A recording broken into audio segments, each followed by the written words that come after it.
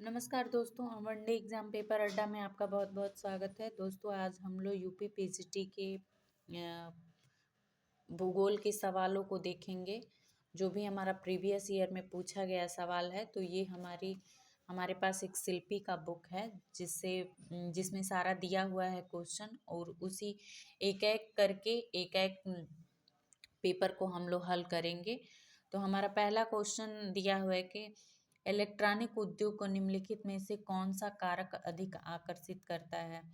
तो कच्ची सामग्री, शक्ति, बाजार, कुशल श्रम। तो बाजार सबसे अधिक इलेक्ट्रॉनिक उद्योग को आकर्षित करने वाला कारक है। हमारा दूसरा क्वेश्चन है, सूची 1 को सूची 2 मिला करके कूट की सहायता से उत्तर दीजिए।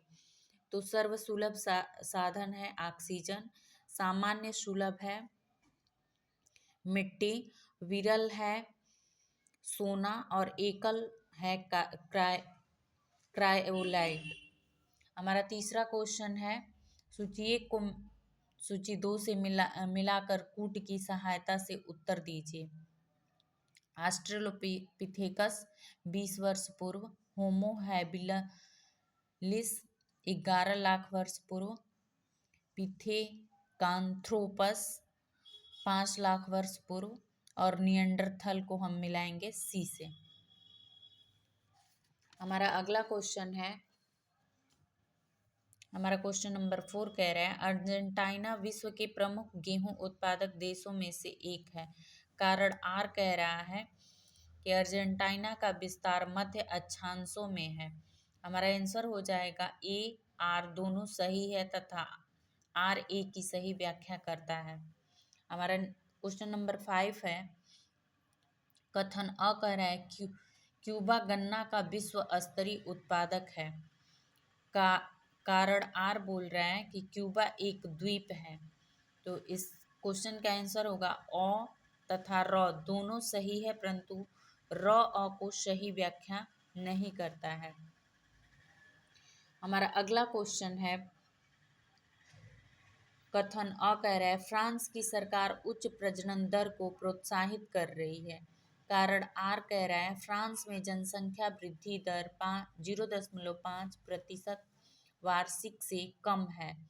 हमारा आंसर हो जाएगा अ तथा र दोनों सही है तथा र अ की सही व्याख्या करता है। क्वेश्चन नंबर 7 है, सूची 1 को सूची 2 से सुमेलित कीजिए। नीचे दिए गए कूट की सहायता से युग्म चुनिए। तो एक तरफ दिया है नदी और दूसरी तरफ से दिया है बांध। तो कोलरेडो बांध है जो कोलरेडो नदी है वो हुबर बांध पर है, हुबर बांध बना हुआ है। पनामा नदी पर इटाईपू बांध बना हुआ है। नील नदी पर आस्वान बांध और जाम्बेजी नदी पर करीबा बांध बना हुआ है। हमारा क्वेश्चन नंबर 8 कह रहा है, मेसाबी रेंज विख्यात है, किस लिए विख्यात है। लौह अयस्क उत्खनन हेतु विख्यात है। लद्दाख कृषि प्रचलित है, तो इंडोनेशिया में। क्वेश्चन नंबर 10 है, कारागंडा संबंधित है कोयला अयस्क खनन से। क्वेश्चन नंबर 11 है, शिक्षण कार्य है तृतीयक कार्य। निम्नलिखित में से किस विद्वान ने विश्व को प्रमुख कृषि प्रदेशों में विभाजित किया है। तो विटलिसी ने विश्व को कृषि प्रदेशों में विभाजित किया है। हमारा क्वेश्चन नंबर 13 कह रहा है, कृषि लायक भूमि निम्न में से किस संसाधन कोटि का है। सामान्य सुलभ। क्वेश्चन नंबर 14 कह रहा है, मृदा निक्षालन से व्यापक प्रभावित है उष्ण आर्द्र प्रदेश। क्वेश्चन नंबर हमारा 15 है, निम्न में से कौन एक औद्योगिक अवस्थापन सिद्धांत प्रतिपादन से संबंधित है। तो हूवर। क्वेश्चन नंबर हमारा 16 है, कथन ए जर्मनी के रूर प्रदेश में लौह इस्पात उद्योग पूर्ण विकसित है।